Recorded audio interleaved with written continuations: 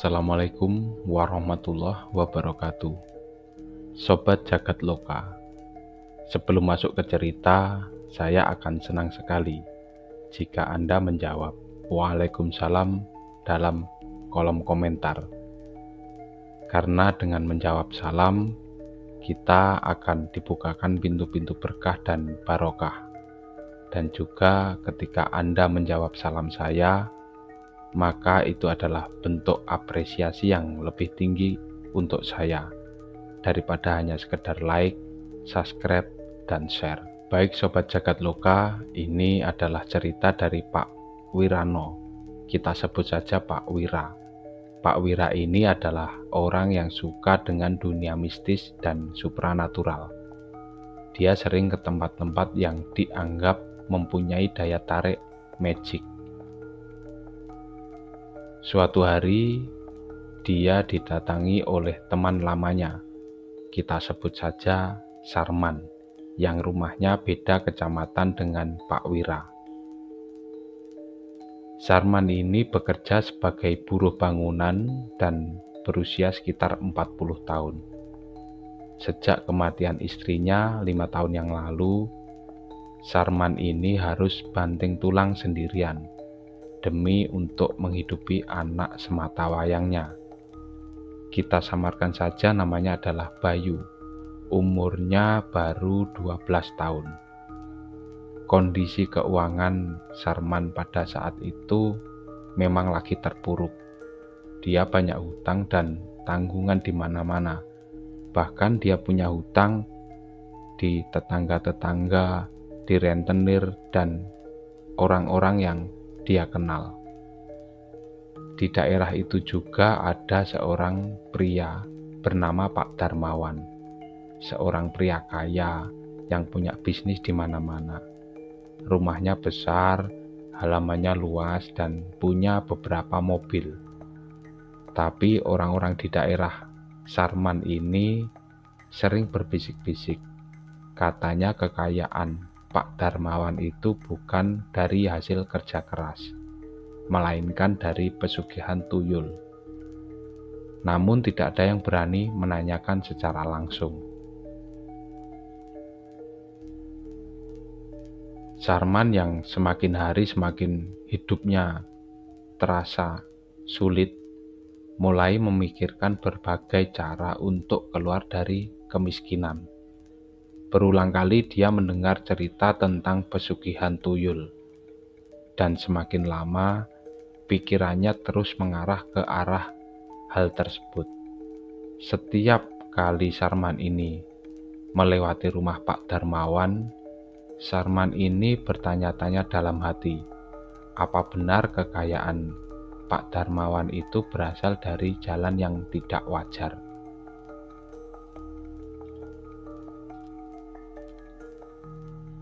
Singkat cerita, Sarman mulai mencari tahu tentang pesugihan tuyul. Biasa dia kalau setiap malam itu nongkrong di warung langganannya. Sengaja dia memang memancing obrolan dengan beberapa orang tua yang ngopi di situ. Sering berbincang tentang hal-hal mistis dan lain sebagainya. Salah seorang lelaki Parubaya akhirnya membisikkan sebuah nama kepada Sarman. Cari aja rumahnya di daerah sana, namanya Ki Jaka, kata lelaki Parubaya tersebut kepada Sarman. Malam itu setelah memastikan Bayu tidur, Sarman ini pergi ke rumah Pak Wira. Setelah sampai di tempat Pak Wira, Sarman dipersilahkan masuk ke rumahnya. Gimana tumben datang ke sini? Ada kabar apa nih? Tanya Pak Wira sambil membawa segelas teh kepada Sarman. Di situ Sarman cerita semua hal yang selama ini dia pendam. Mulai dari kebutuhan rumah, kebutuhan anak sekolah, kebutuhan ini itu, belum lagi hutangnya numpuk di sana sini, hutang ke tetangga, hutang ke rentenir, dan lain sebagainya. Sampai akhirnya Sarman ini bertanya tentang pesugihan kepada Pak Wira. Gini Wir, kamu kan sudah banyak pengalaman soal dunia gaib. Tolong saya lah Wir. Kamu tahu nggak orang pintar yang namanya Ki Jaka? Tanya Sarman kepada Pak Wira.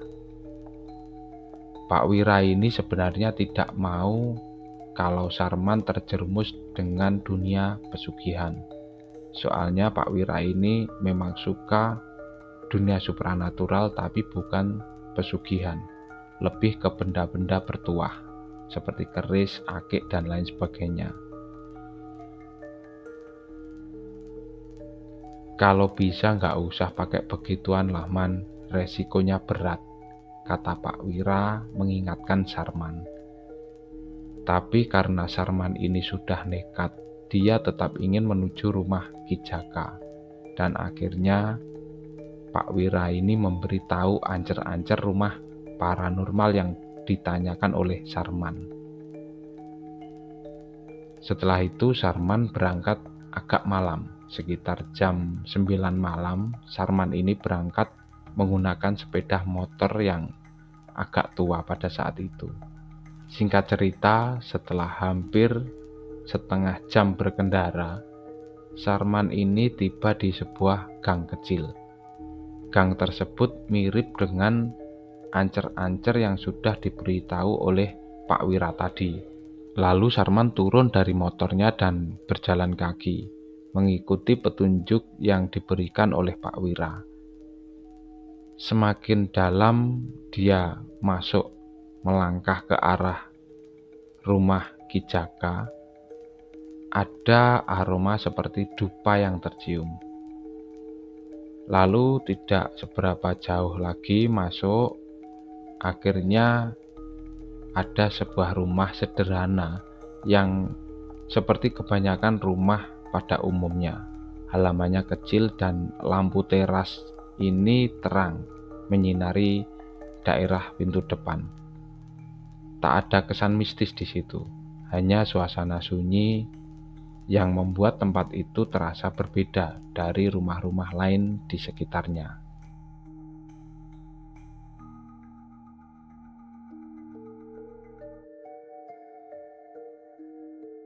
Sarman ini berdiri ragu di depan pintu, menenangkan dirinya, mengatur nafasnya sebelum akhirnya Sarman mengetuk. Tak berselang lama pintu itu pun terbuka dan muncullah seorang pria berusia sekitar 50 tahunan. Tubuhnya tinggi kurus dengan kulit sawo matang dan rambutnya disisir ke belakang. Sarman ini bertanya, "Permisi, ini benar rumahnya Pak Jaka ya?" "Betul-betul, silakan masuk," kata orang tersebut. Tanpa banyak basa-basi, Ki Jaka ini memberi isyarat Sarman untuk masuk. Ruangan di dalam rumah itu tampak sederhana.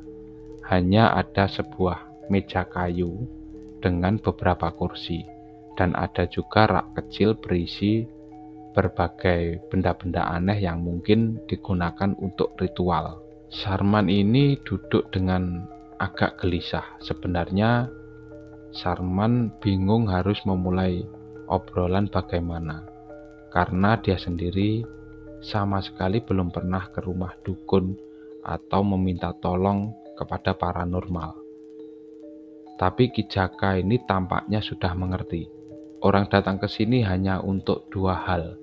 Kalau bukan pengobatan ya pengelarisan. "Kamu mau pilih yang mana?" kata Ki Jaka ini membuka obrolan. Akhirnya Sarman ini mencoba merangkai kalimat dan memberanikan diri untuk menjawab. "Saya ingin mengubah hidup saya, Pak. Saya ingin kaya," jawab si Sarman ini. Ki Jaka lalu mengangguk, seolah jawaban itu bukan sesuatu hal yang baru baginya. Banyak yang datang dengan niat seperti itu, tapi tidak semua siap dengan resikonya, kata Ki Jaka sambil menatap kepada Pak Sarman.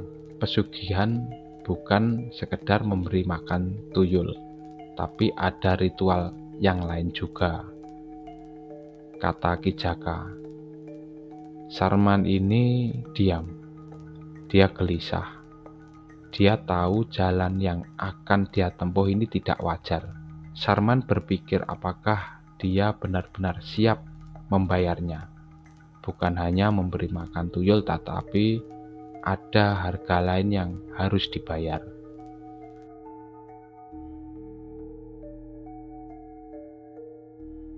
Ki Jaka ini melihat Sarman agak lama sebelum akhirnya bangkit dari kursinya lalu mengambil sesuatu dari rak yang ada di belakangnya. Sebuah kotak kayu kecil diletakkan di atas meja. Jika kamu benar-benar ingin pesugihan tuyul, kamu harus bersedia menjalani serangkaian ritual. Ada perjanjian yang harus kamu sepakati, kata Ki Jaka ini kepada Sarman. Lalu Ki Jaka menjelaskan lagi bahwa Sarman harus menyediakan sesaji setiap malam dan memberikan tumbal dalam bentuk lain sebagai tebusan untuk perjanjian yang dia sepakati. Sarman terdiam sejenak. Dia berpikir ini bukan lagi sekedar hayalan. Ini adalah keputusan yang harus dia ambil. Lalu Sarman menerima kertas kecil yang diberikan oleh Ki Jaka. Kertas itu adalah daftar yang harus Sarman siapkan sebelum ritual dimulai.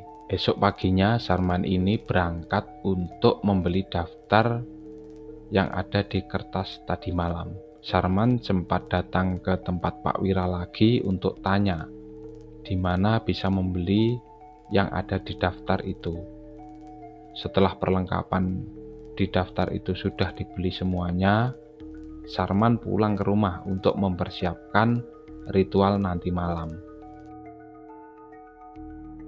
Singkat cerita, malam harinya Sarman berangkat lagi ke rumah Ki Jaka. Kali ini dia membawa semua yang diminta dalam daftar.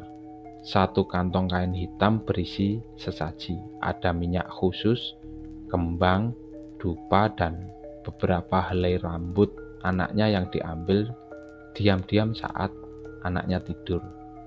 Sebenarnya Sarman ini merasa aneh, kenapa harus memakai rambut anaknya. Tapi karena itu sebuah persyaratan, Sarman hanya bisa mematuhinya.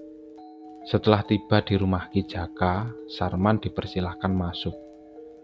Dia disuruh menuju sebuah ruangan seperti kamar. Cahaya lampunya lebih redup dari ruang tamu.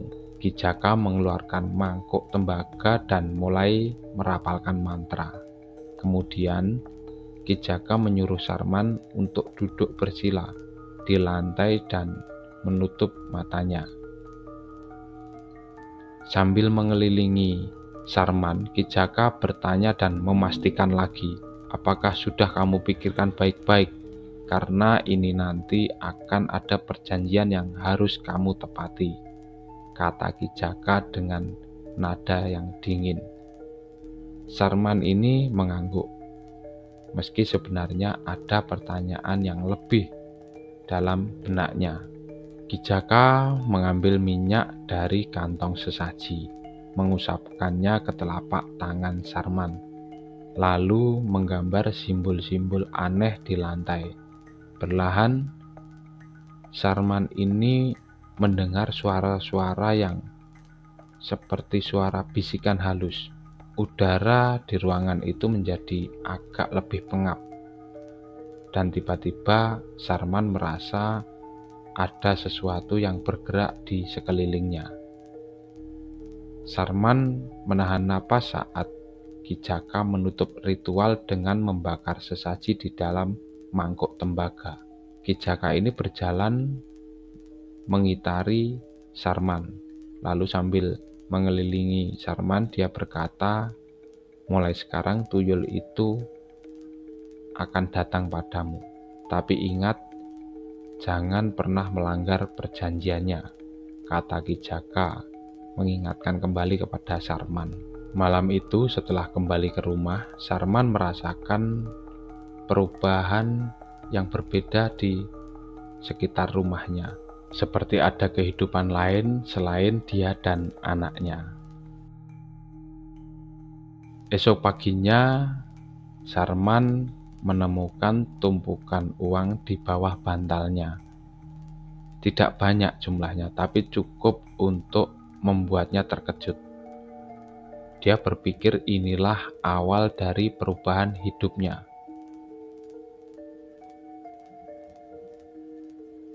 Hari-hari berikutnya, uang itu terus muncul, selalu dalam jumlah yang bertambah. Awalnya Sarman ini menyimpan diam-diam, takut menimbulkan kecurigaan. Namun ketika jumlahnya semakin besar, Sarman mulai berani menggunakannya untuk melunasi hutang di warung, di tetangga, di kenalannya, di rentenir, dan lain sebagainya. Dan juga untuk membeli pakaian baru untuk Bayu. Bahkan Sarman ini mulai merenovasi rumahnya sedikit demi sedikit. Ritual yang diajarkan Ki Jaka harus dijalankan setiap malam. Dia harus menyiapkan sesaji berupa kembang 7 rupa, minyak wangi, dupa, dan juga susu yang diletakkan di sudut kamar tempat ritual. Tuyul yang kini menjadi miliknya tidak pernah terlihat secara langsung memang, tapi setiap kali ritual dilakukan, Sarman ini merasakan kehadiran yang tidak kasat mata. Suara halus seperti langkah kecil dan sesekali bisikan-bisikan samar yang tidak dia mengerti. Setiap malam dia berbicara dalam hati kepada makhluk itu, meminta mencari uang dari tempat-tempat yang sudah Sarman tandai dengan ingatan saat berjalan-jalan. Memang si Sarman ini ketika siang hari dia berkeliling, entah itu ke desa sebelah, entah ke pasar atau ke tempat-tempat di mana banyak pertokoan atau perumahan. Untuk menghindari kecurigaan orang-orang, Sarman ini seolah-olah berdagang jual beli motor bekas, sehingga jika dia berkeliling tidak ada yang curiga. Dan di setiap pagi hasilnya uang itu selalu ada, tersembunyi di berbagai sudut rumah, kadang juga di bawah bantal, kadang ada di laci, bahkan kadang juga ada di lemari. Tidak selalu di tempat ritual. Lambat laun kehidupan Sarman ini berubah drastis. Dari seorang buruh bangunan yang selalu kekurangan, punya hutang di mana-mana, bahkan terlilit hutang kepada rentenir, kini dia menjadi pria yang lebih berkecukupan. Orang-orang mulai bertanya-tanya dari mana datangnya uang tersebut. Namun Sarman selalu menjawab, ini dari hasil bisnisnya jual beli motor bekas. Untuk menghindari kecurigaan orang-orang di sekitarnya, Sarman ini juga sempat membuka showroom motor bekas di dekat rumahnya. Tapi di balik itu semua ada sesuatu yang mulai mengganggunya. Semakin banyak uang yang dia dapat, semakin sering juga dia merasa terganggu pada saat malam hari, seperti merasa diawasi. Bahkan anaknya, Bayu, beberapa kali mengeluh melihat bayangan kecil yang bergerak di sekitar rumahnya. Sarman tahu ini bukan sekedar halusinasi atau imajinasi. Tuyul itu benar-benar ada dan kehadirannya mulai lebih terasa nyata. Suatu hari ada seorang pria datang ke showroom Sarman untuk melihat-lihat motor. Sebut saja namanya Rudi. Rudi ini membawa sejumlah uang yang diambil dari bank, sebelum akhirnya dia ke tempat showroom milik Sarman ini. Rudi ini melihat motor yang sesuai dengan keinginannya. Sebenarnya Rudi ingin membayarnya secara tunai, namun karena belum ada yang cocok, akhirnya tidak jadi beli dan pulang. Ketika Rudi ini sampai rumah, dia menyadari sesuatu hal yang janggal. Uang yang sebelumnya ada di dompetnya tiba-tiba berkurang. Merasa ada yang tidak beres, keesokan harinya Rudi ini kembali ke showroom Sarman. Dia bertanya kepada karyawan yang ada di showroom Sarman. "Maaf mas, saya mau tanya, tadi malam setelah pulang dari sini, uang saya tiba-tiba hilang 1 juta. Saya yakin sebelumnya masih ada di dompet," kata Rudi kepada karyawan Pak Sarman. Nah, kebetulan hari itu Pak Sarman memang sedang ada di showroom. Pak Sarman ini lalu menghampiri Rudi dan menjelaskan kepada Pak Rudi. Dengan ekspresi tenang, Sarman ini menjawab Rudi, "Mungkin jatuh di jalan, Pak, atau lupa menyimpannya di tempat lain," kata Sarman kepada Rudi. "Saya yakin betul jumlah uang yang saya bawa sebelum kesini itu 15 juta, Pak. Begitu sampai di rumah, hilang 1 juta. Ini aneh, Pak. Saya cuma mau memastikan di sini nggak terjadi kejadian aneh kan?" tanya Rudi kepada Pak Sarman. Sarman ini tertawa kecil. Dia mencoba meredakan suasana. "Di sini hanya showroom motor biasa, Pak. Kalau ada yang aneh, mungkin cuma harga motor yang murah dibanding tempat lain," kata Sarman sambil tersenyum. Meski merasa jawaban Sarman ini kurang memuaskan, Rudi tak bisa berbuat banyak. Dia hanya mengangguk lalu pergi.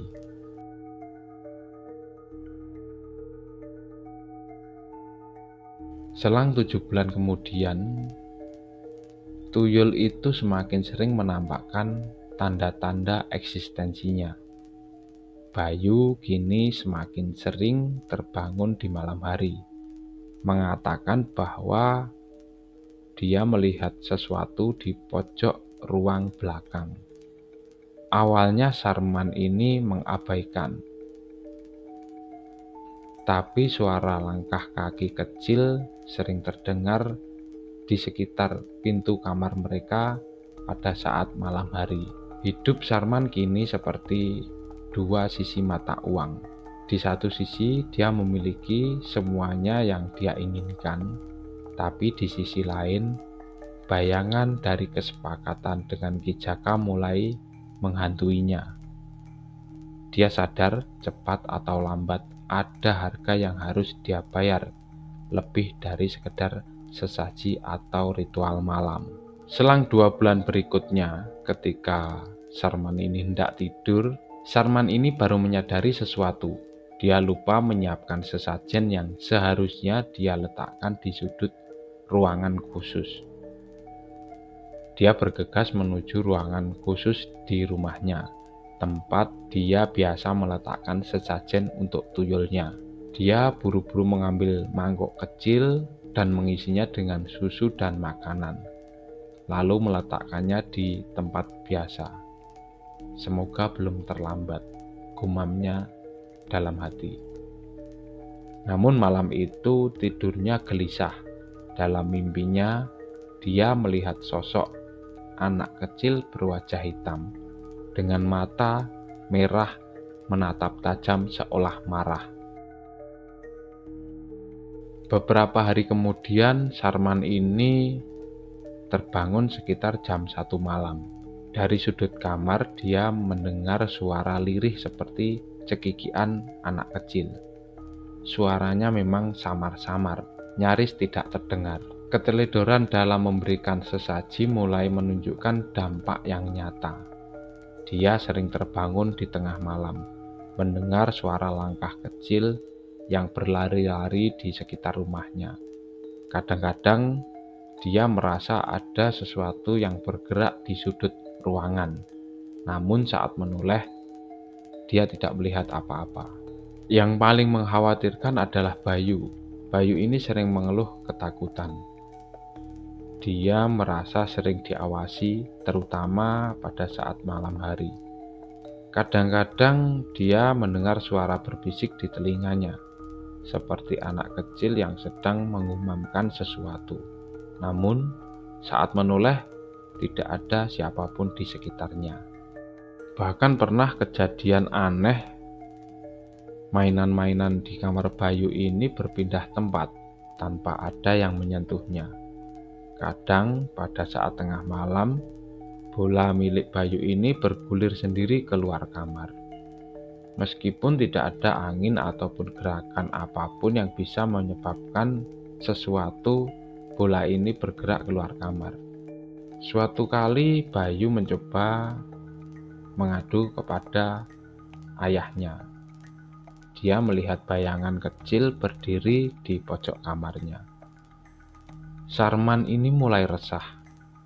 Dia mencoba menenangkan Bayu dengan berbagai cara.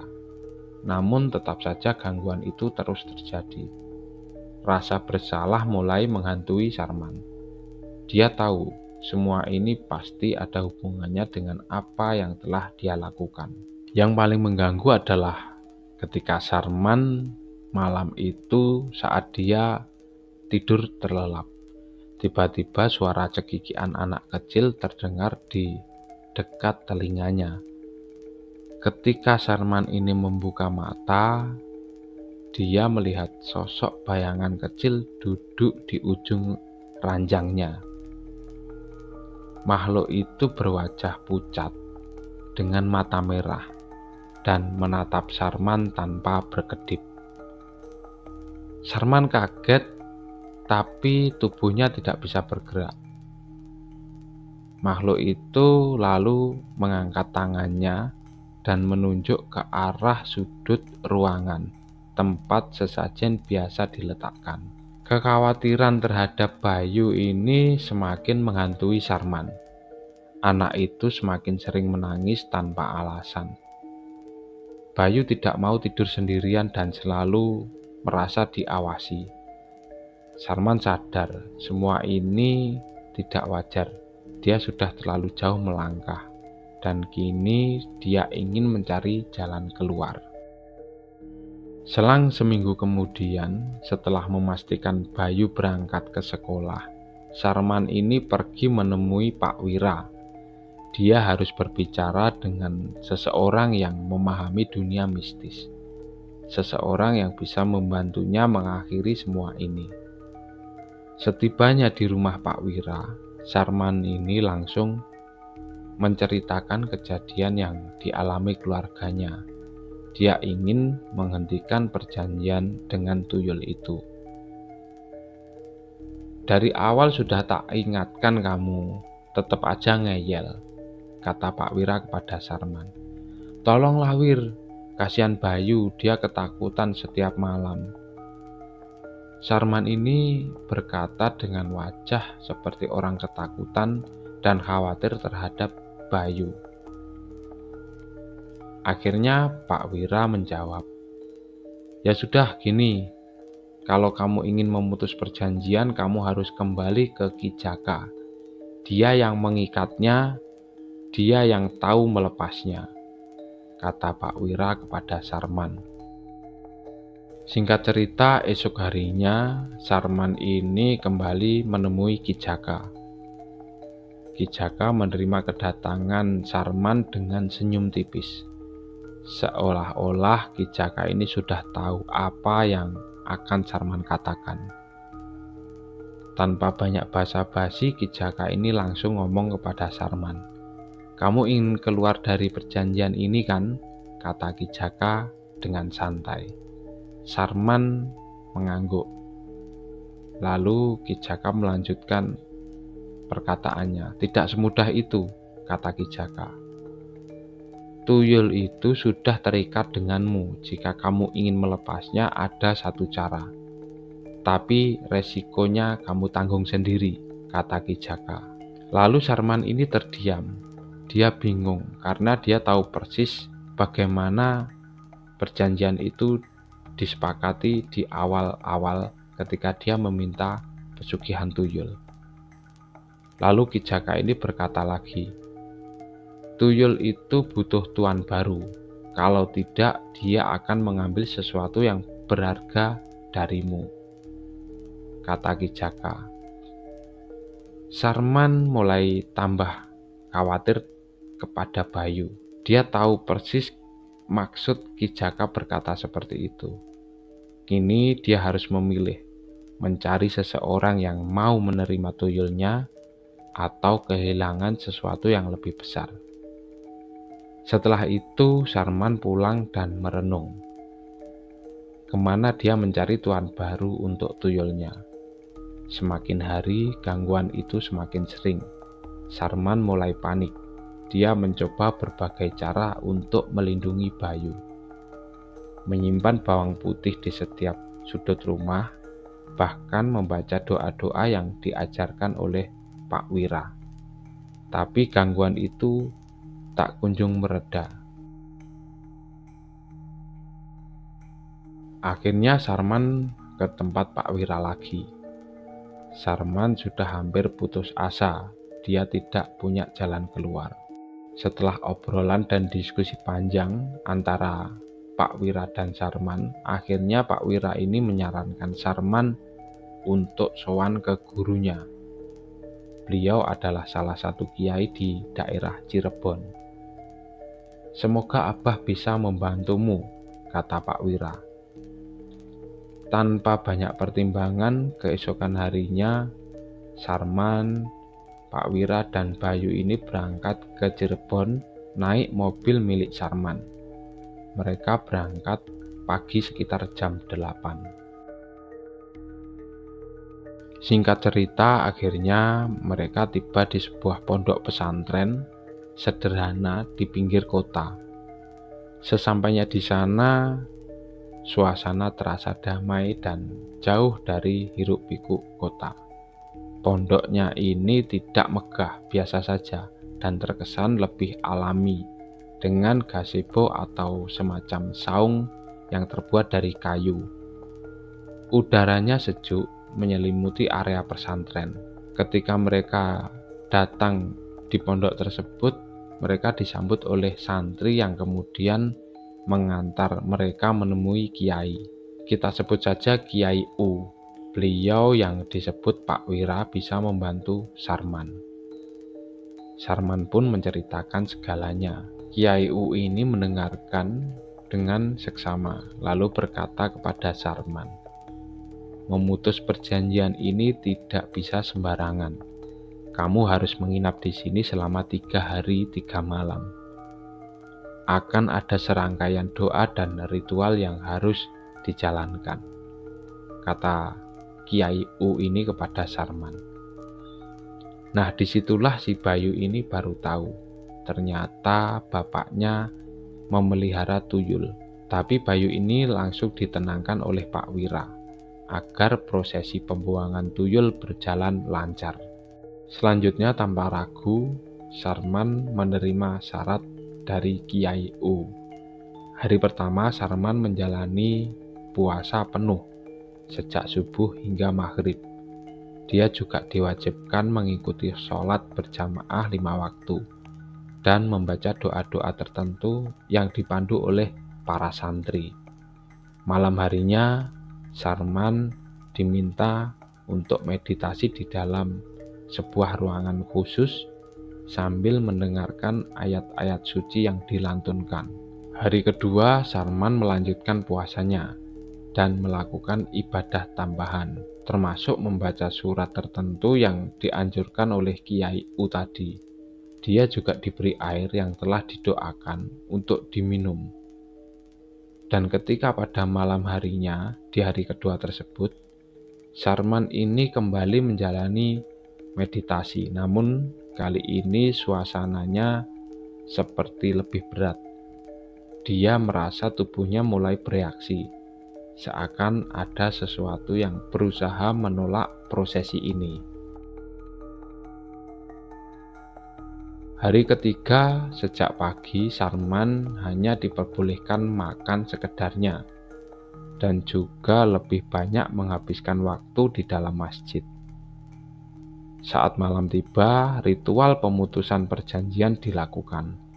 Kiai U bersama beberapa santri memulai dengan doa-doa khusus, dan Sarman duduk di tengah ruangan sementara santri mengelilingi Sarman. Rasanya udara mendadak terasa berat di situ. Tubuh Sarman ini berkeringat dan jantungnya berdetak dengan kencang. Perlahan dia merasakan sesuatu seakan tercabut dari dirinya. Suara tangisan kecil yang terdengar samar-samar sebelum akhirnya suara samar-samar tersebut hilang. Ketika ritual usai, entah kenapa perasaan Sarman ini jauh lebih tenang, jauh lebih damai. Lalu Kiai U ini tadi mendekati Sarman dan duduk di hadapan Sarman. Setelah duduk, Kiai U ini berkata kepada Sarman, "Semoga ini bisa menjadi pelajaran. Jangan pernah lagi bermain dengan dunia yang bukan untuk manusia," kata Kiai U kepada Sarman.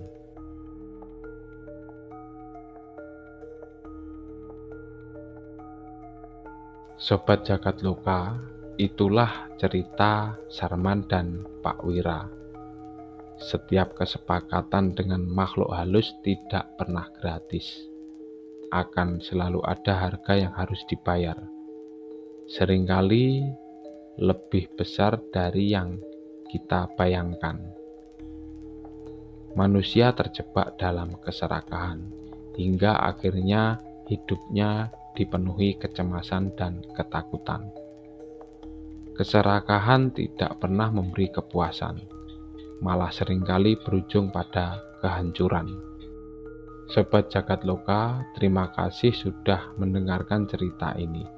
Dan jika sobat punya cerita-cerita mistis, horor, dan mencekam, silakan memberi komentar di bawah. Assalamualaikum warahmatullahi wabarakatuh dan selamat malam.